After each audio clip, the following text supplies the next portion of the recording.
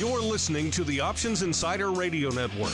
For more quality options programs, visit www.theoptionsinsider.com or search for Options Insider Radio Network in your podcast provider of choice. Listeners can also access all of our programming through our mobile app, available in iTunes and on Google Play.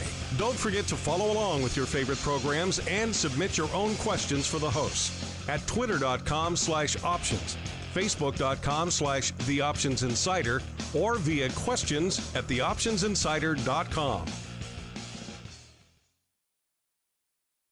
Gold, crude oil, corn, soybeans, and more. With so many tradable products, the futures options market can be an intimidating place. How can you possibly keep track of the latest trading developments across so many different products? Don't worry, we've got you covered. Welcome to This Week in Futures Options, the program designed to help active futures options traders stay on top of this ever-changing marketplace. Each week, we'll break down the top trades, hot products, volatility explosions, and much more. This Week in Futures Options streams live every Friday at 1:30 p.m. Central, so be sure to check out our live stream via the Mixlr app. That's MIXLR.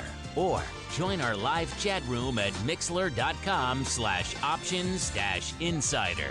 Whether you're an experienced veteran or a newcomer looking to separate the wheat from the lean hogs, This Week in Futures Options has the information you can't find anywhere else. This Week in Futures Options is brought to you by QuickStrike, options pricing and analysis software. QuickStrike offers powerful and flexible options analysis and pricing tools via an easy-to-use web-based interface. View prices on outright options or spreads with comprehensive page-level analysis controls. Build trades, manage risk, or explore historical volatility. QuickStrike has you covered with market data reports ranging from open interest to the term structure of volatility. QuickStrike is the perfect addition to your trading toolkit. Learn more about QuickStrike at bantix.com.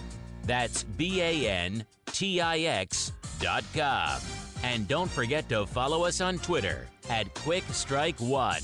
That's QUIKSTRIKE1. This Week in Futures Options is also brought to you by CME Group, the world's leading and most diverse futures and options exchange.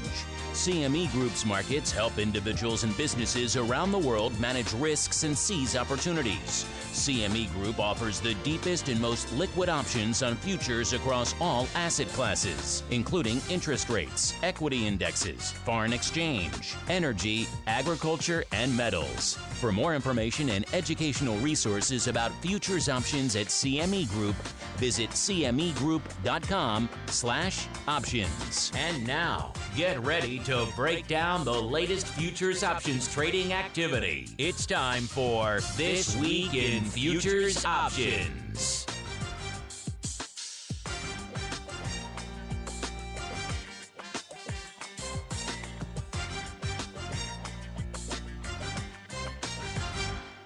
All right, everybody, that funky tune means it's time for a funky show. Yes, it's time for TWIFO, This Week in Futures Options, a program where, as pretty much the name sums it up, we break down the week that was and still is on the futures options side of the fence. Maybe you like crude oil, gold, maybe a little Nat Gas this week, maybe some other mixing it in. You want to talk about what's trading out there, what's going on with the vol, the skew, all that fun stuff. We got you covered here on TWIFO. My name is Mark Longo from theoptionsinsider.com, as well as, of course, from the ever-exciting Options Insider Radio Network.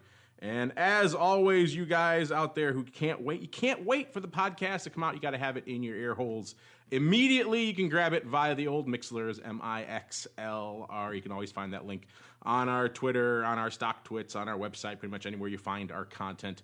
Grab it once, set it and forget it. Follow us in Mixlr if you want to be notified the second we go live, not just with this show, but with Vol Views earlier in the day, with Option Block earlier in the week. And we always throw a smattering of other fun stuff into that feed every now and then, too. Maybe some interviews, maybe some other fun stuff during the week. So you never know what you're going to get if you follow us in Mixlr. We go live with surprise shows sometimes, which is always fun. But however you listen live after the fact, hit us up. Questions, comments, insights, pearls of wisdom. We do like to hear from you folks out there. And joining me on the old Twifo program, he is the commodity option yin to my yang. He is the founder of Bantix Technologies and the creator of a little platform around here called QuickStrike and the owner of a very impressive Skype photo, Mr. Nick Howard. Nick, welcome back to the program, sir. I'm still laughing at this picture. I thought, I was wondering if you were going to say anything about that. I think that picture's funny, but you're like anybody who I've talked to on Skype has commented on it, and not positively either. So I think it's time for I don't know. Maybe I'll leave it up then. I may have to minimize it because it is distracting me, sir, shall we say, during the show. This little face looking at me. It's my anime version of myself. I like it. So maybe we'll send that out in the show notes so all the world can see exactly what we're. Yeah, I don't know about that much. What we're being privileged with here on the show. All right, Mr. Nick. A lot of stuff popping off in the energy space this week, Nick. So maybe, I thought maybe we'd mix it up. We always talk crude at the beginning and crude certainly merits it this week. But what say you, sir, if we flip the script a little bit and talk a corollary to crude, something else in the energy space, which is really lighting it up and dominating a lot of the headlines this week as well. Nat Gas. You up for that, sir? Oh, sure. Yeah, I think that's a good idea. I think we can definitely look at that today and see what we find out here. All right, let's do it. Listeners, if you're following along, you want to follow and live or on the podcast, you can do this as well. And of course, if you want to follow along with reports and see for yourself what's going on, cmegroup.com/Twifo, TWIFO. When you're in there, click on the energy section for energy options, and then scroll on down to Nat Gas European. You'll see that right there. Click on that one, and you'll be able to follow along with what we've got going on the show today. Make sure if you're listening on the podcast after the fact that you change the expiration settings to come in for this Friday so you can see exactly what Nick and I are seeing. Otherwise, you'll get the date for whenever you're listening, next Tuesday, next Wednesday, whenever it might be. And that's fine, too. But if you want to see what we're seeing, pull it to today. If you pulled up that report, you would see it's been an interesting week for Nat Gas. People have been waiting for it to move and break out, do a little bit, and it certainly did this week. A lot of action. That front month contract really moving up 14% this week. But even the rest of the contracts, 2 months out, you're up about 8%, almost 9% in the future, about 5%, about 3 months out or so. So just a lot of movement, a lot of upside up here in all things Nat Gas. Of course, maybe no surprise if you follow the energy space. Nice kind of ridiculous cold snap that's been hitting the U.S., driving a lot of interest in there, a lot of other things also driving all of that upside. That's been kind of an interesting mixed bag. We haven't really talked about Nat Gas on the show in a while. I haven't talked about Nat Gas Vol as much. Net, it's been a record time for Nat Gas Vol, up to about, it was up to about 55 from about 40 about a month ago. And that front month contract up even higher. The at the money is about 68 right now. Again, front month, it's still got about 2 weeks to go, though, so that's still not quite in the pure gamma range. Not like it's got a day to go or anything like that. So there is some vol to be found there, and about 54, 55, about a month and change out. That's up from about 40 in the front month about a month ago. So the vol is net up out there. This week, actually coming off a little bit in some of the latter portions of the contract, so kind of a bit of a mixed bag. Vol up aggressively in the front portion of the curve. Not surprising, you get a nice big sharp move up like this. You're going to see some action in the front portion of the curve. The rest of the curve actually coming off a little bit, about a quarter of a point, half a point, depending where you're looking from a vol perspective. Now, also, it's been just a lot of action out there in Nat Gas options recently. It's been setting records pretty much for the last few months. Actually, I think the last 3 months in a row has been setting new records every month in terms of volume, OI, et cetera. And ADV also setting a record last month in December. The numbers are out. Of course, some CME for December, 111,000 ADV for Nat Gas in December. That's up nearly 40% from just November, just from the month earlier. So if you've been playing in Nat Gas a little bit, it's been a good place to play. It's been rewarding your attention of late. And if you asked us, hey, us, what was the number one option, the number one trade out there with the bullet? Well, before we even get to that, let's break down where the action was coming. And actually, as you might say, no surprise, open interest strong this week as well, up nearly 7% this week. So a lot of people piling in to Nat Gas options this week. Where were they piling in? Well, pretty much the lion's share, almost half, 49.7% coming in that front month contract there with about 14 days left to go. And what were they trading out there? Like I said, I mentioned the futures settling out in the front future about 320, and we're seeing in that front month contract 325 calls, near at the money calls, slightly out of the money calls. We're dominating the numbers this week with a vengeance. 60,000 of these bad boys lighting it up this week, and pretty much active throughout the entire week. The lightest day was Monday with 9,000. The rest of the week was kind of up from there. Nearly 15,000 on the tape today even. So very active on these three-quarter calls. And surprising, all that action, 60,000 contracts, pretty much almost unched. Only about 1,500 contracts net opening on the week. So it's been just a flurry of action back and forth on that strike. People opening and closing all week long. Obviously, you don't have the numbers for today's action, but still, just surprisingly little actually net move in the OI. You think you see 60,000 contracts hitting a strike, you'd assume 10, 20,000 contracts would be opening or closing in one direction.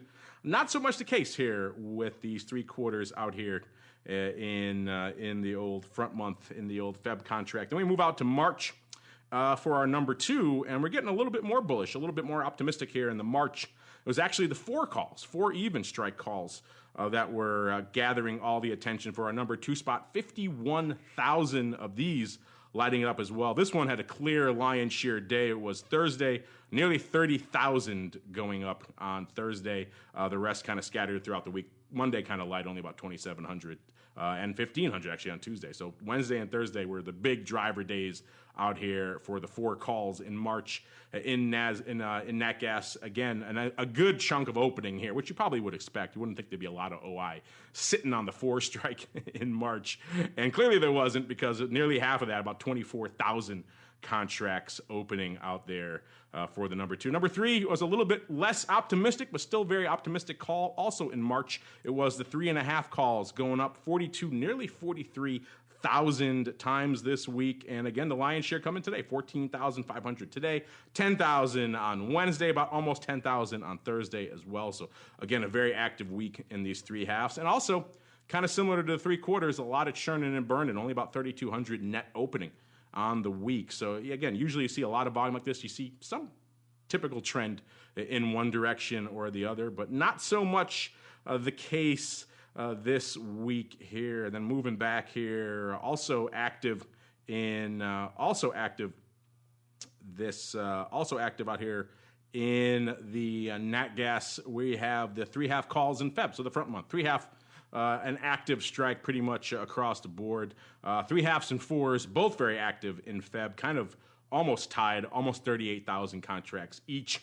We'll start with the 3.5s in Feb here. Doing again today, the active day, 14,000 today and 7,000 yesterday. The rest kind of smattered throughout the week. Again, 1,300 contracts net opening. So a lot of just back and forth trading on these strikes, which is kind of interesting. We don't parse Nat Gas a lot on the show. This is something to keep an eye on here, if this is kind of a regular or this is kind of an aberration for Nat Gas. Also, the 4 strike, like I said, the 4 handle, also popular out here in Nat Gas. The lion's share of the 4 strikes in February calls actually come in yesterday with nearly 10,000 going up. Actually, sorry, Thursday with about 12,600 going up, and today about 10,000. I had those backwards, and about 7,200 on Tuesday. Not so much going up on Monday out there, and a total of about, like I said, 37,000. Net opening about 3,300. So it's kind of a very active, I guess you can call it frothy call wing in Feb and March here in Nat Gas. People just slinging back and forth, opening and closing with a frenzy all week long, and not really accreting to their position. Net OI was up strong, nearly 7% for the week, but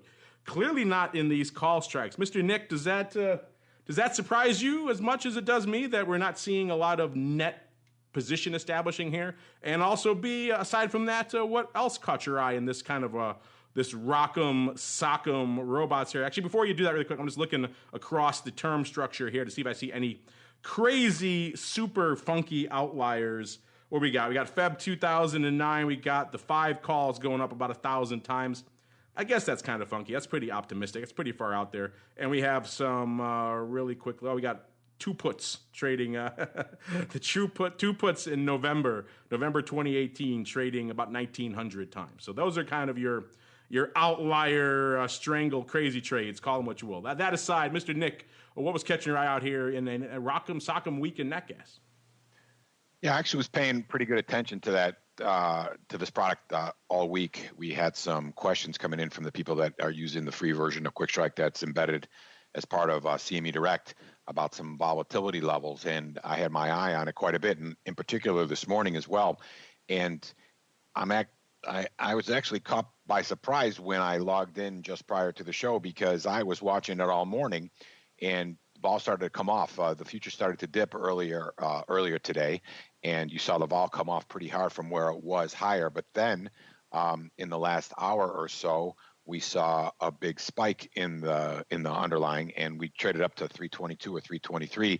And I was just looking. I'm going to try to tweet out a long-term chart, but 318 had been like a pretty good resistance level, and when we poked our heads through that, we got a pretty good spike in the volatility. Now I don't know if it's because we had a thinner market, because I'm not sure if it's a half a day trading today for the energy market, but I know people are off on Monday. I'm sure some people left a little bit early today, so I don't know if it was a little thinness at the end, but I was surprised to see the big jump, because our vols were not that high earlier in the day. And like you said, it's still a 14-day option, so it's not like we're going to see, the vol pick up because of the decay. We're still kind of far enough out where that weekend, or people aren't going to put too much in from a volatility standpoint to take back that weekend's worth of decay. But earlier today, we were trading around, the volatility might have, I'm looking at it right now, we dipped back into the mid 50s, and that was around 10:30, 11 o'clock. And then all of a sudden, when the future started to move again around 12 o'clock Eastern time, and we saw a big jump up through or to the $3.20. That's when we saw the vol kind of carry its way up at around 11 o'clock. So I was a little bit surprised that we still got that big jump, but it's cold, right? It's been cold, so we're going to see that. We're going to see that push higher. That's why I was going to mention, as you were looking further out in the term structure, this one is interesting this is a truly seasonal one, right? So you have March and Feb are in the winter months still, and then April is sort of the next spring month. So those are the ones that were being brought to my attention from the people that were looking on direct. So I'm not surprised given the cold snap, and then like we had the little warm trend, and then another cold snap here, especially in Chicago, right? We were 56 degrees the other day, and it's like 21 now. So you get a 45 degrees or a 35 to 34, 35 degree swing over the course of 24 hours. It's pretty crazy, and I think you're going to see you're seeing the reaction here. As far as anything. As far as the OI goes, I think that there was probably already a lot of play going on in those higher strikes with the initial cold snap. So I think when we got this, push back up, there probably was, trade starting to happen around those strikes that have already been open. Now I don't know that for a fact, but I can start to ask now that I have a little bit more contact with brokers and market makers out in this space. I'll try to get a little bit better informed as we move forward. As far as things catching our interest, if you go out there and look at the TWIFO report, you're going to see that there's not a tremendous amount of volume or activity in May, June, July, right? Because those are considered the summer months still. We're still seeing our action Feb, March here, which are our winter months, and we still have, even though it's July 12th already, which is great because we're a third of the way through awful January and only 4 weeks of February. We're almost through it, but you're definitely seeing a shift in the skew here, right? We saw a run up in the price, 40 cents this week in the front contract. We saw calls get very firm.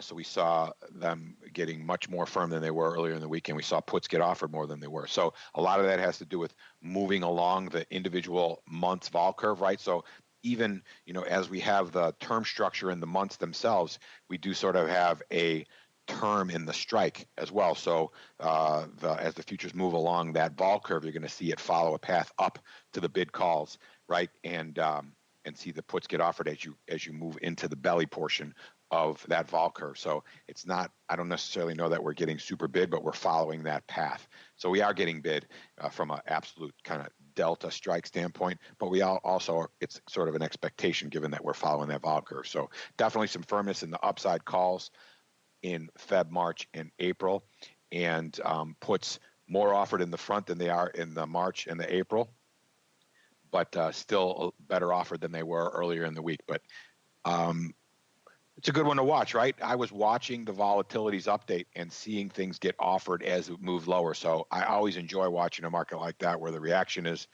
so, and violent might be the wrong term, but so reactionary to the actual movement in the underlying. So it was, and to see our vol curve shift as the new markets came out there and sort of reflect that was it was fun to watch, because typically on the stuff that we're watching, you're not seeing that kind of vol swing, because we haven't had that kind of vol swing in a long time. But other than that catching my eye, the skew, I think, and it makes sense. We get bid with the rally up, and for me, like I always say on Friday, we see this push up near the close. It'll be interesting to see how cold it is over the weekend, to see if we get a push higher in the prices, where we historically we haven't seen we've seen up to almost 4 a couple of years back, but we haven't seen too much push past this 320 mark, maybe a 343 or 344, and I'll try to tweet that out in a little bit if I can get it to tweet out from our dev environment. But like I always say, at the end of the week, interesting to see if it follows through. We won't get Monday. We're closed across the board, right, on Monday, Mark? Is that correct? Yeah, not a lot of. Well, there's some volume showing up here. Obviously, broad. Oh, next aftermarket. Yeah, of course, yeah, across the board. At least here in the U.S. Yeah, there's not a lot of love for being open next Monday. But there is love for it. Really quickly, Nick, since we're talking all things skew and Nat Gas, we got this question here from DWayneh H or DWayneh. Maybe I'm pronouncing that incorrectly. I'm gonna bump it up now because it's relevant. He wants to know, or she perhaps. How are Nat Gas collars setting up here? You're just talking about the skew. Typically you see a big surge in the underlying. Maybe not a time you want to. I'm assuming he means the traditional. Buy underlying, buy the future. Sell the call, buy the put. Maybe from a future pricing perspective, maybe it's not the time you want to be loading up on Nat Gas futures. But if you like these levels, are we seeing juicy bids for the calls? And I guess the other question would then be, of course, are the puts cheap enough to merit it? I don't know. You just did a cursory look at the skew. How are you thinking collars are setting up here? Well, like I did mention, it did get pushed up quite a bit this week. I think, like I always say, you got to see the follow through. There's obviously nothing you could do at this point. If I look at the skew historically, what it looks like right now versus where it's been, let's see. I mean, it can still get wider. It looks like it is. Let me see if I'm checking this out right. I mean, it's not that high if I look at it just from purely on the February contract. Now, if I go and look at the 30-day contract, which will put us right between the Feb and the March, let me see what that looks like, and I'll give a little bit better answer in terms of how the collars look historically. And I'm going to guess they don't look too bad for where we are right now, but if you give me a second and I'll tweet it out. Yeah, I mean, let me look at my date range here. I'll go out about a year, so we get 2 winters worth. Well, from let's go a little bit further here. Actually, over the last week, the collars look pretty bid to the call right now in comparison to the 30-day historical. So maybe there is some opportunity here, because we're seeing a pretty wide difference between the calls and the puts. And I'm going to tweet this one out so everybody can see it. And I'm going to do a 2-year chart as well. So, and I think we're gonna this chart's not going to have today's price in there or today's vol in there, but I think you're going to see that it might be lining up to at least put something on, because you're putting it on at historically wide price. So that should be out there now on Twitter if you're listening live. Otherwise, if you're listening after the fact, it's the LN_30 quick skew chart. So, Mark, just looking at purely at the numbers at the 30-day constant maturity, which puts us right between the Feb and the March contract night right now, it's lining up to be pretty rich. So that would tell me, in all likelihood, that the March is probably the one that you're going to be looking at to make that play, because the Feb is not quite as wide as the March. So that's probably where you're going to look if you're going to look to some collars. Go to March. See DWayneh or DWayneh H, whatever, however you pronounce that. See, ask and you shall receive. And March is a good place. Yeah, right. Conventional wisdom would say the calls would get some juice on it with a nice spring up there. So the call selling would probably be favorable. It comes down to A, whether you're comfortable with buying the futures at these levels, and that's a personal decision. And then B, how much juice the put is, or again, how much more bid than the put the call is. And it sounds like in March, it may be lining up pretty favorably. So there you go. If you like these levels, could indeed perhaps be attractive. Check out the quick strike, easy for me to say, quick strike skew tool that Nick just tweeted out in the charts to do just that. Let's move on to the other side of the energy equation these days. Mr. Nick also setting new levels and new records and just going crazy. Near-term records anyway. Of course, I'm talking crude, a.k.a. WTI. You guys playing along with the reports, head on over to the energy tab, cmegroup.com/Twifo. Hit the energy tab and then click on, obviously, WTI. And then the parentheses, it says American next to it. Grab that one. Otherwise, you'll be looking at the wrong thing and it'd be very confusing. And of course, it was, and I wouldn't say historic because we've seen these levels before, but certainly near-term historic for WTI and Brent. Brent breaking above 70 for the first time, I believe, since 2014. WTI breaking the 64 level, which was a level everyone was kind of watching. It's up over 7% just so far in 2018. And you say that like it's nothing, but it's only been 12 days. So up 7+% in 12 days is an impressive level. Once again, the EIA numbers boosting us out here. It's all the U.S. story. Before it was U.S. supply, now U.S. production, dropping about nearly 300,000 barrels a day. So all of that kind of contributing with all the other stuff going on around the world, contributing, and then the cold snap and everything else contributing to just sucking crude north yet again. The future's up. Nearly, depending where you're looking, up on the week, about 3 handles, close to it, nearly 5%. So the front month up about 4.7% and about 4.6% about, about front month contract. I say month, it's got about 5 days left. So the Feb going out soon. But still, just fascinating to watch across the board. And of course, for all of you, we've said before it would take a nice aggressive move to the upside or a sustained kind of aggressive downside move to really juice the vol. Downside in the longer term would probably eject more vol, but in the near term, an aggressive move to the upside would do just that, and that's pretty much what we saw here this week. So all you crude lovers out there, all you crude vol buyers out there who've been kind of lamenting, saying, I don't know about this. Lately, we've been saying on this show, of course, crude's been paying the rent. There's been enough move. The vol is cheap enough, and there's been enough movement in the underlying to get your scalps off and make your money back at the very least, and probably make some. This week was a make some week as the vol ticking up, the underlying moving, kind of a perfect storm for vol buyers this week as we're looking at nice aggressive moves at the upside here, pretty much across the term structure. That front Feb contract. Notwithstanding in terms, again, that's 5 days. That's pure gamma. That's a different conversation entirely. Looking at what was going on in the big contracts too, the options, a very strong week. Open interest up nearly 10% here this week. So people flocking in to WTI, and there were some weird prints out here this week in WTI. So some fun stuff to sink our teeth into. If you're a crude bull, you're a crude bear, chances are we got something for you. Probably more likely on the extreme bullish side. We'll get to all of that in a second. Let's start with this front contract, 32%, so a little bit less than usual we see. Usually the front month is about 40+% of the volume going up this week. This week, only less than a third, so interesting, a little bit more of a broad smattering of action. But in terms of strikes, all the action across the board, a lot of it was on the 65 strike, including here in this front Feb contract, 65 calls, lighting it up, almost 41,000. Taking the number one spot. The lion's share coming on Thursday, 17,000 going up on Thursday. Again, net 41,000 on the week, about 5,500 of that closing on the week. So again, a good active back and forth kind of story out here on these Feb 65s. And then we drop off a wee bit, getting down to the Feb 64s, the slightly less optimistic, now pretty much at the money / in the money Feb 64. It's how funny to say that, 64 strike, in the money now, Nick.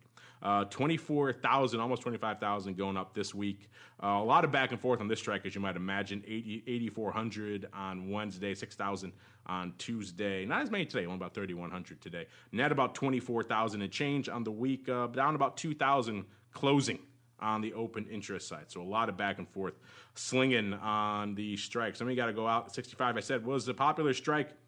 Doesn't matter the month, it was 65s where the action was, and that was also the case out there in March. The March 65s lighting it up to the tune of 23, nearly 24,000 contracts.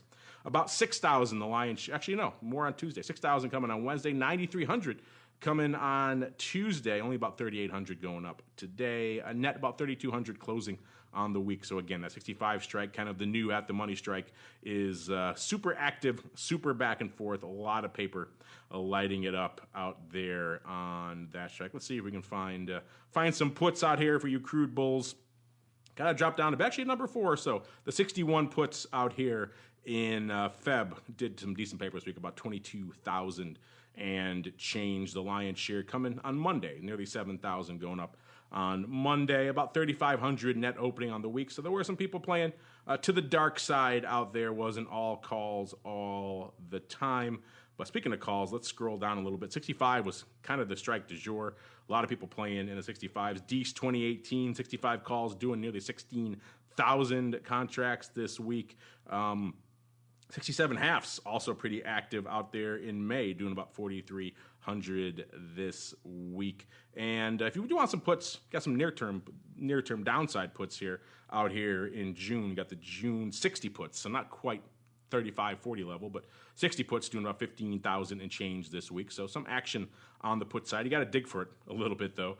Also saw action out here. March 2019, 65 calls again, 2,250. That was just the strike that everybody wanted to play on this week. Until you go all the way out to Dees of 2019, Nick. Then what do we find? We find a pretty optimistic, pretty aggressive crude bull.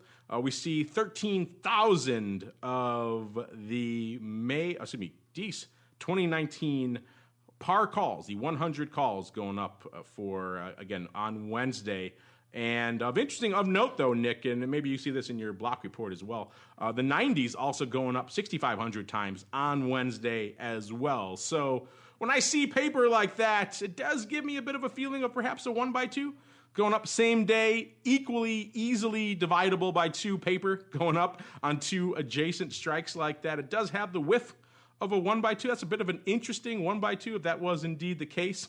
I'll have to dig in to see if maybe they sold the 90s and bought 2 of the pars because they're looking for a pop. If they bought 1, sold 2, that's an interesting choice. Really trying to harvest that 10 strike swath between 90 and the par back in Dees. But we've seen weirder paper, but still, that one certainly might get my my weird / question mark trade of the week. I guess the first question would be, is it indeed a 1x2?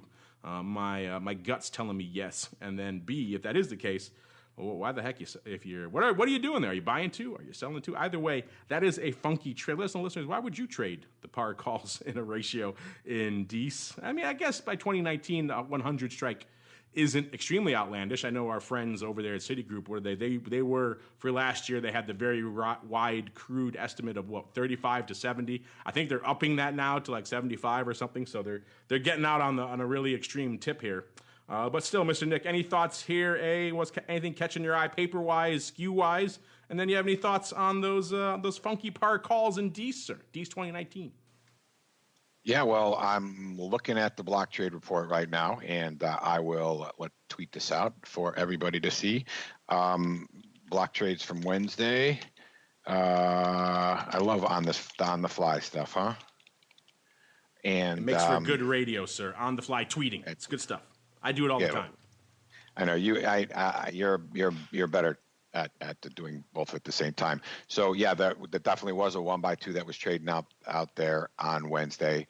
So anywhere from 50 by 100 to 2,500 to by 5,000. So that all happened at in the mid morning on Wednesday. And I think that's when 1x2s I think are probably a pretty good trade when you start to see a push toward the upside, when some of the upside calls start to get some juice, right? So people will take a call that's, not quite as high out there, right? Buy the lower strike and sell 2 in the higher strike, and either get that 1 strike for cheap or get a credit back by selling the 2. So when you see a run up like this and people don't necessarily believe that run up is going to happen, you see a lot of 1x2s happen. You see that in the equity indexes quite a bit as well, where people will just go past at the money and then sell 2 above it, because you get a nice break even on that chart, and you also get a chance to sell some volatility when there's been a push higher in the underlying, and thus you get a little bit of bid in the vol. So that's probably what was happening there. In fact, I was looking at 1x2s in crude all week, because I still don't believe that we're going to continue this push higher. It just doesn't make a whole lot of sense. The production will. You and I talk about all the time. What's it take for what's the price of the barrel of oil in order for production to start again? Then to push the inventories down again, because there's more people trying to to generate more oil for their business. So I'm still not, again, knowing nothing, just watching the price action, still not 100% convinced that we're going to keep going. So 1x2s make a lot of sense because you can still get a pretty good run up in the futures and not get hurt so much by those short strikes. So as far as anything else interesting out there, and again, I looked up that block thing. You saw how I was able to look it up while we were talking. If you go out to cmegroup.com/quickshark, you're going to see that there's a block trading tool out there, and you can pick any of the asset classes. You go in and type the underlying symbol. You can pick a day. We go 5 days back. You can type the underlying symbol, and it'll pull all of the products that are related to that underlying symbol, and it will present that list to you, and you can pick which ones you want to see. And that's what I did, and I was able to do that and cut and paste it and shoot it out on Twitter very easily. So I encourage you to take a look at the block trade tool because it is pretty handy. And pretty soon we'll let you start doing exports from them. And there's also going to be block trade alerts that are going to be available off the CME Group website this quarter as well. So as far as anything interesting from a vol standpoint, I mean, we I think 60 days out. Not necessarily April is a 60-day contract. So outside of that, we saw the puts get a little less bid than they were, and the calls get a little less offered, and that's sort of expected again for the same reasons. Futures have run up. We sort of run along the term of that vol curve itself, and the expectation would be that the calls are going to be in a little bit more fashion, right, as we move a little bit higher. And now that the upside has the bias as opposed to the downside, those puts will get a little bit softer, or people are financing call purchases with those puts. So, but nothing tremendously crazy or shifty. Not quite as great a shift as you saw in the natural gas, but still some tilting of that vol curve nonetheless this week. But when we talked last week whether we thought there'd be some follow through, and I think there initially was earlier in the week, and then we got the bigger push with the EIA numbers. I think helped the cause a little bit there too. But I asked the same question, and I think I was talking to you or talking to somebody else. Why do you want oil prices to go higher? Just because you're trading oil, you want it to go higher, but it cost you in the end at the pump. So I just never understood why people want commodity price to go higher. I guess I know that the producers obviously want them to go higher, but as a consumer, I mean, does that make sense? Is that counterintuitive, Mark? What do you think? No. I've always said for a long time on this network that, we all are inherently biased, nakedly short oil. We all are, just in our lives. It's just, you can't avoid it. It's inescapable. Not just driving, but in all the goods we use and everything. It affects the prices of our entire core economy. So when it ticks up, it impacts everybody. So we are all short oil, whether we want to admit it or not. So maybe we all should have a little bit of long oil in our back pocket to offset that. That's something I've talked about before here on the network. But I certainly get where you're coming from. That that's when you hear people cheering for. I get your cheering your position, but at a certain point, it does. We haven't reached that point yet, obviously. But at a certain point, we start getting into the triple digits, especially out there in all things crude. It gets a wee bit painful. Mr. Nick, I will let you be the arbiter of where we go next here on the program. Are you feeling you want to get another product in, maybe a little metals-tastic there? You want to dive into some listener questions? What do you feel like doing, sir? Well, I think we have to go from our black gold to our regular gold, right? We got to take a look. We've had a good run up again. This is the third week in a row. I think we've had positive returns on the gold futures, so we might as well take a look and see what's happened out there and see if vol caught a little bit of a bid, all those kind of things. And I'll throw the question out to you.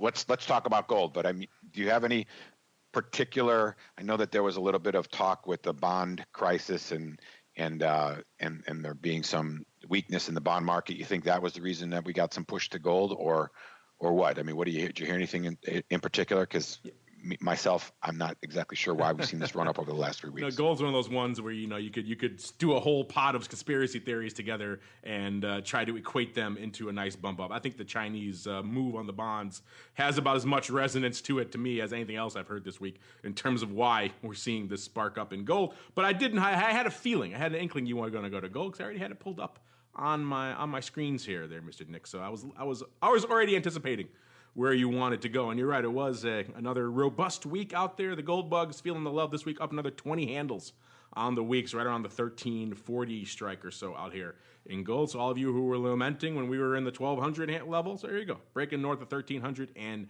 maintaining it, continuing that rally. And looking out here, rally-wise, vol-wise is where the conversation has been for us, kind of like crude oil, where we were saying, this vol is so cheap. I think on the gold, it was near 5-year lows on the old vol cones, which are not just delicious, but very useful when you're trading.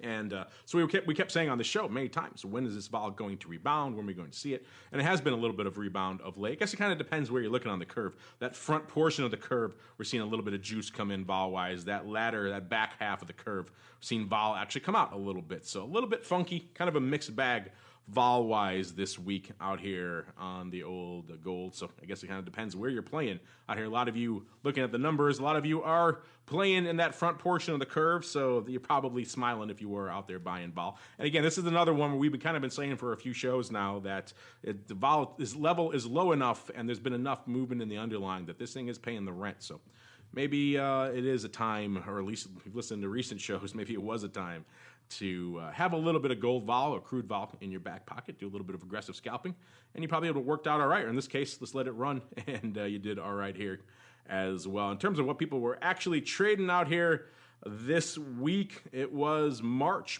doing 33, almost 34%. Worth noting as well, open interest up about 7.1% total on for all gold options this week. So again, more people piling into gold, and again, about 34% coming in that March contract. That was where the action was. Not a lot of love for the weeklies, even though the 1300 put's doing all right out here in Feb. Feb, technically a weekly here this week. Feb doing about 29% of the paper. The rest, the lion's share, though, going up here in March. We're going to start with 13 halves. The gold bugs out in force this week. 9,600 of these on the 13 half calls, so slightly out of the money, still optimistic. The lion's share coming on Tuesday, almost 5,000 going up on Tuesday, and net kind of slightly opening from an OI perspective. But again, a lot of back and forth on the call strikes. Similar story again to what we saw out there in Nat Gas. A lot of flurry above the at-the-money striking calls, not a lot of opening. Then we drop down. We got to go out back to Feb, actually, for our number 2.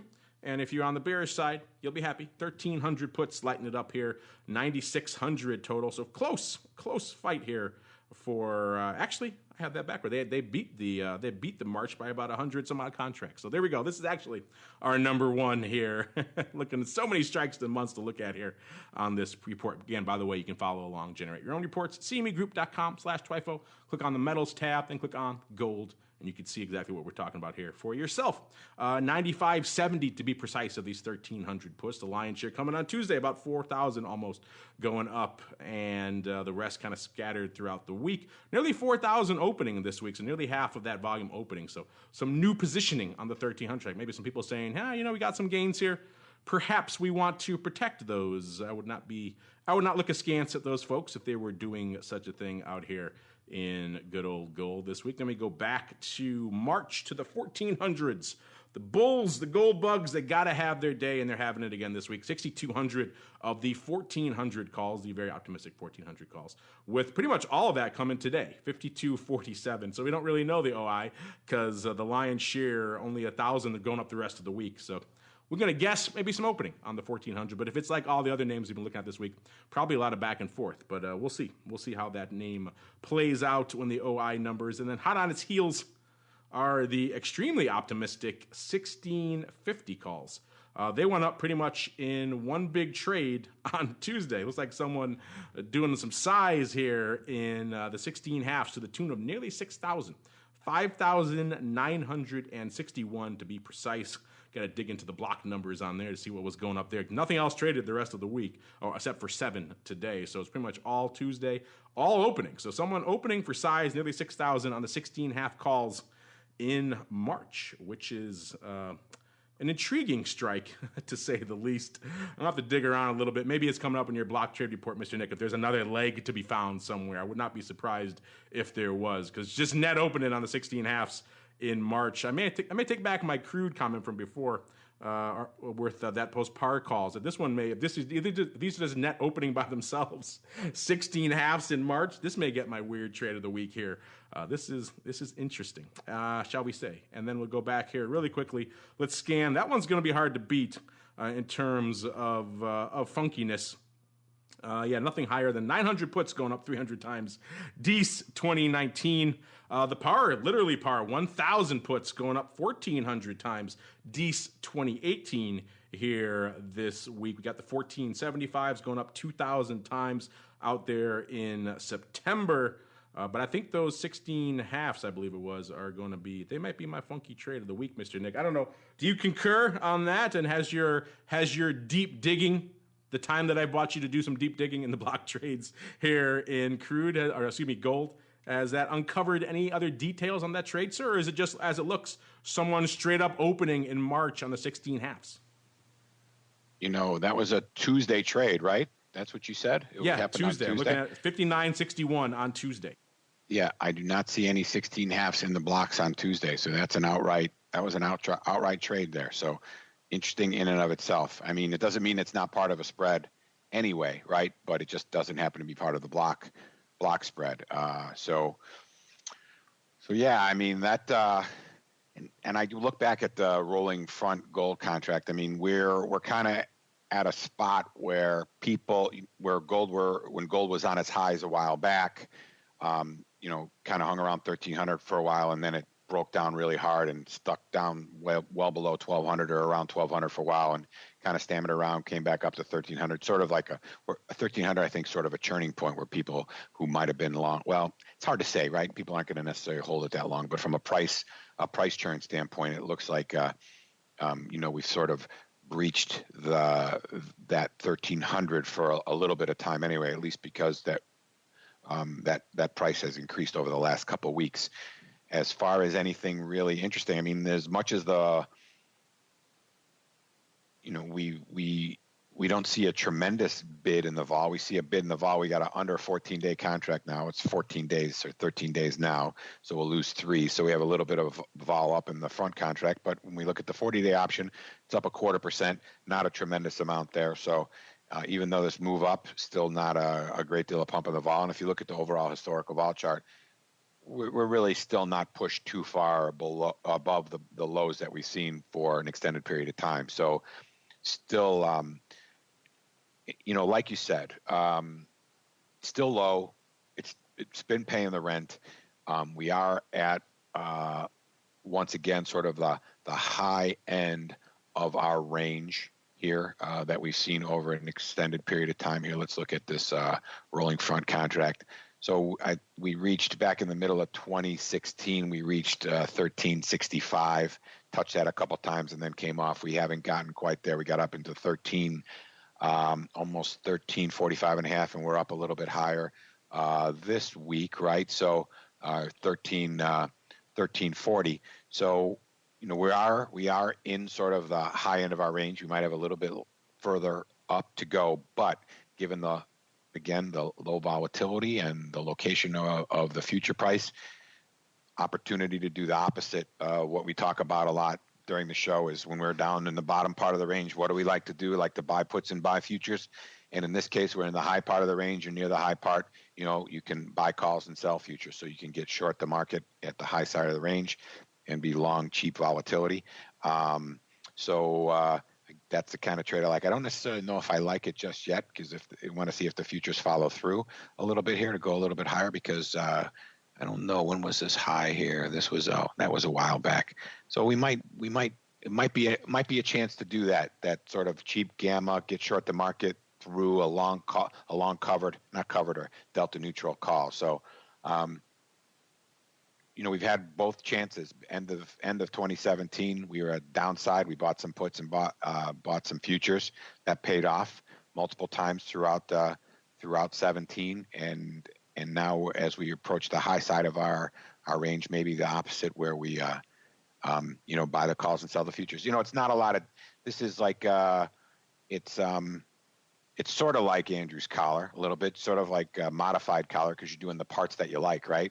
So you could buy the calls and sell the puts here too, right? Because you're actually playing that direction in the market. But I like to do the modification. I like just to be long the options and then hedged, so you can get the benefit of the gamma and maybe the movement back into the part of the range that you hadn't seen for a while. Sort of like Uncle Mike's collar, but I could see how you could confuse the two. They're both. Oh yeah, Mike Tussaud. I'm sorry. Yeah, I don't think we've had Andrew on this program. I mixed them up. I apologize. I apologize publicly. Oh, you definitely, if you confuse him with the Rock Lobster, you definitely have to apologize. You have besmirched him, and we besmirched our listeners by not getting to them sooner. So without further ado, let's dive right on into some futures options feedback. It's time for your questions, comments, and insights. It's time for Futures Options Feedback. Submit your questions at twitter.com/options, facebook.com/theoptionsinsider, stocktwits.com/optionsinsider, or via questions@theoptionsinsider.com. You can also submit your feedback via our Options Insider Radio Network mobile app, available for iOS, Android, and Kindle Fire devices. You can even ask your questions live every Friday at 3 p.m. Central via our Mixlr chat room. So grab the Mixlr app or just search for Options Insider at Mixlr.com. That's MIXLR.com. All right, everybody, welcome to your feedback, the portion of the show where you guys take the reins, questions, comments. You guys lighten us up all sorts of different ways, so we'll get to as many as we can. Let's see. In the chat room, we got Option God saying, that gold trade is crazy. Why would you do that? Yeah, I'm with you. That is crazy. That is crazy funky. If you're looking for it in the reports, listeners, it's going to be second down there. It's kind of hard to see at first because there's other stuff lighting it up out there. Actually, there's two trades above it, 13 halves and 1400s in March. So it's the third one down. You'll see it there if you're running their own reports.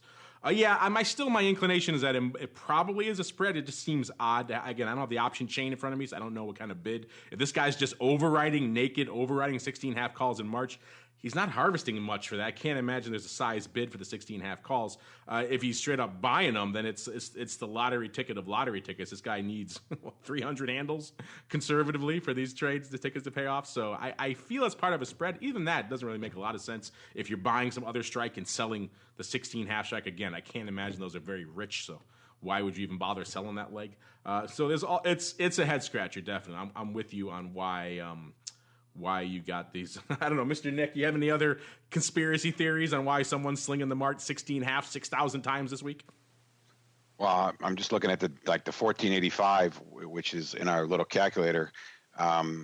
That is 40 strikes out, and that's a 3 delta.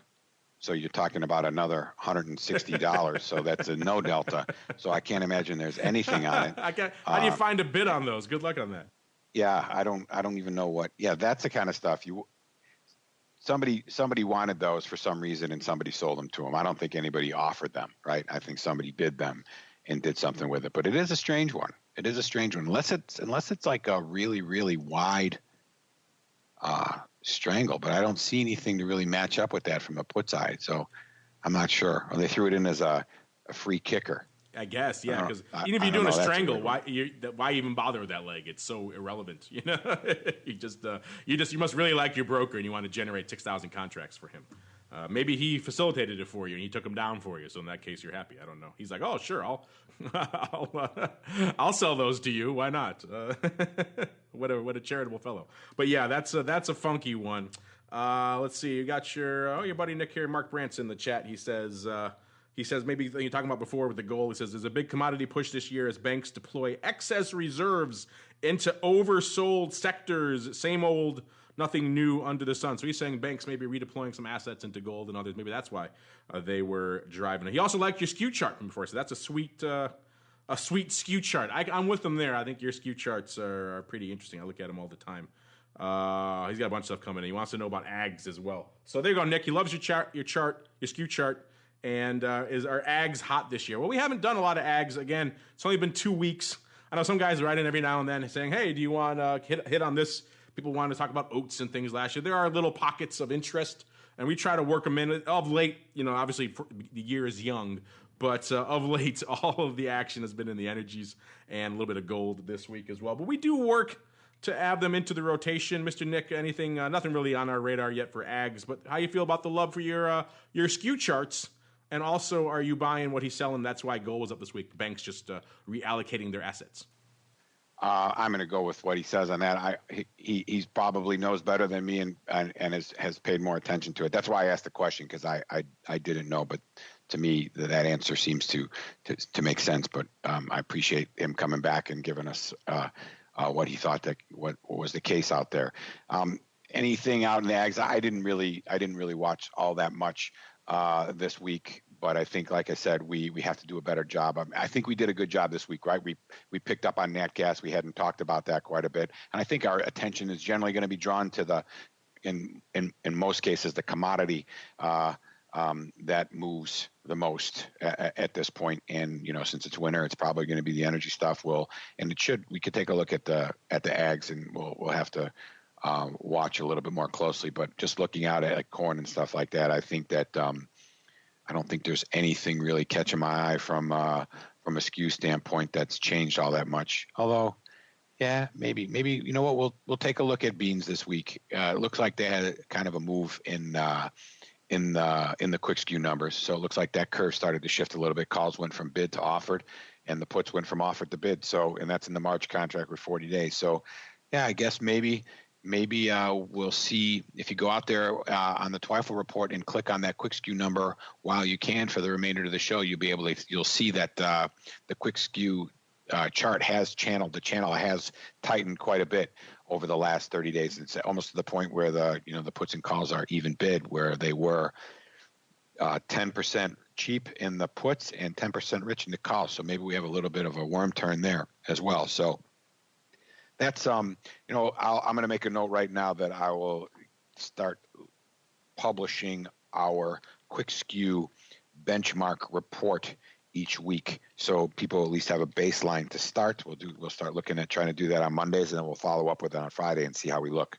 So, because we do have a report that looks at all the benchmarks, so might be something. And thanks, Mark, for you need a little bit of that gentle pressure every now and then to make sure that we are paying attention to giving all the commodities and asset classes their rightful attention. Yeah, we have a pretty broad mandate on this show to cover the whole universe of futures options, which is many products, as our listeners point out every week. The milk devotees chime in, which I'm looking at the scan right now for the week, the big movers and shakers on the week. Class 3 milk having another bad week, down nearly 2.75%. So I'm sure some of our milk lovers are chiming in right now saying, where's the milk love? The hog lovers, #hoglove, have written in before. They're actually moving this week as well, off 2.2%. Actually, wheat had a down week as well. So a little bit of action on the wheat side. KC wheat and good old regular wheat off about 2.4%. So there was a little action ag-wise. Obviously, the big mover this week, Nat Gas up 8.6% on the week. WTI number 2, 4.7%. That's why those names tend to feature in our big action-packed breakdown here for the week. Gold up about 1.5% or so on the week. Let's do one. We got one more thing here, Mr. Nick, then we can kind of wrap up here. What else you got here on all things movers and shakers of the week, sir? What didn't we mention today? Glaringly missed. Glaringly missed. What did we miss, sir? We no Bitcoin today. Can you believe that? Oh, you're right. I don't know how that's possible. We had the COT reports on our Vol Views show, and I think because, the CME contract is 5 coins. So it's a little bit beefier. So they haven't shown up on the COT reports yet. So you don't really have a COT report. It's not enough, I think, individual, because it's so big, not enough individual users. I have to have some certain threshold to be listed on the COT report. So that's probably why I didn't make it onto our discussion. But you're right. We don't think we had a question on Bitcoin. This might be a record for the first time in several months, Mr. Nick, where we haven't talked Bitcoin, and we haven't got a question in yet about Bitcoin. Let's wrap it up here with a comment from Houstorian. I like the handle. He wanted to let us know that this, I guess, was earlier this week. Just this week in 1901, the first major oil wells came online at Spindletop, south of Beaumont, somewhere, marking the birth of the oil industry in Texas. So there you go. A nice little included a cool graphic animation of this well coming online from 100-odd years ago. So thank you for that, Houstorian. And, of course, thanks to all of you for tuning in to Twifo this week. Whoa, that's loud. Let's turn that. That's a lot better. There we go. Blowing out my eardrums. That music, of course, listeners, means we've done yet another good week here on Twifo. If you have an asset class, like someone mentioned in here, maybe you want a little more ags, maybe something else you want in the mix, let us know. You don't, a squeaky wheel gets the grease. You won't know till you ask us.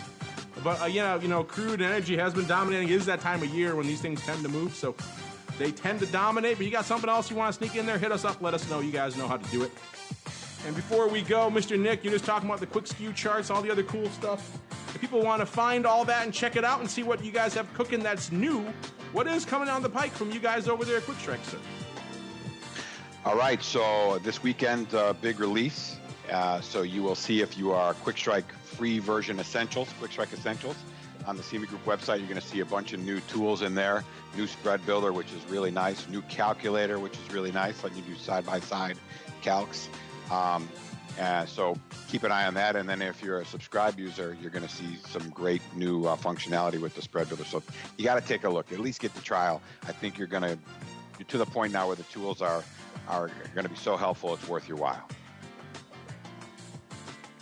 Good stuff. Check it out for yourselves, listeners. Bandtix.com is the place to go. BANTIX.com. You can sign up for the trial there and check it out for yourselves. All these cool tools. Nick and his team are even nice enough to turn on some cool extra live functionality. So another incentive to listen live during the show. You get to play with some of the other cool stuff that Nick and I are playing with during the show yourselves. So kick the tires, light the fire, see it for yourselves. Bandtix.com, BANTIX.com, and you too, because again, if you're trading these products, I honestly don't know how you're doing it without this platform. It's kind of the only game in town when it comes to the data and the analytics and the UA. And look at those calls we unearthed today. That's part of the fun of the show, is seeing the stuff come through on the platform live as we're doing it and kind of puzzling out. That is the fun. But that's going to do it for this week. I want to thank Mr. Nick. I want to thank our friends over there at CME. I want to thank you guys for joining us on the podcast, joining us live, joining us on Twitter, wherever you join us from. We welcome you guys, and I hope you have a great weekend, and we'll see you next week for more of This Week in Futures Options.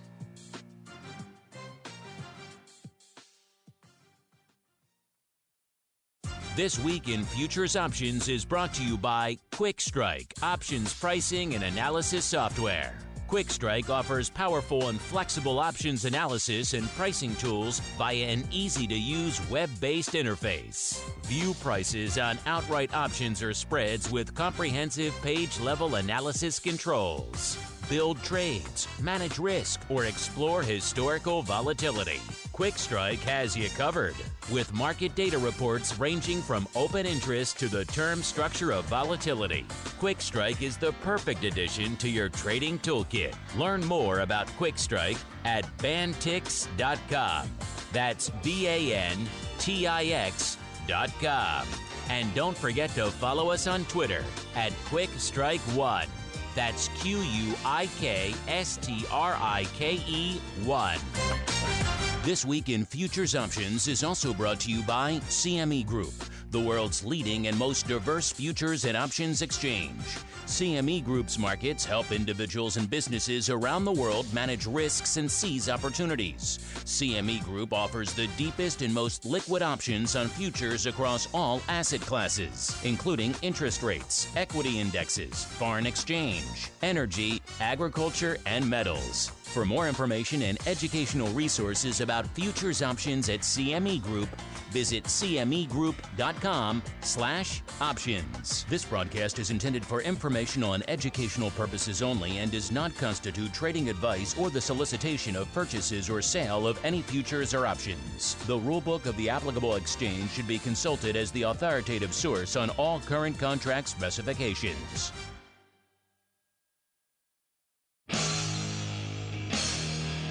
The preceding program was a production of the Options Insider Radio Network. For more quality options programs, visit www.theoptionsinsider.com or search for Options Insider Radio Network in your podcast provider of choice. Listeners can also access all of our programming through our mobile app, available in iTunes and on Google Play. Don't forget to follow along with your favorite programs and submit your own questions for the hosts at twitter.com/options, facebook.com/theoptionsinsider, or via questions at theoptionsinsider.com.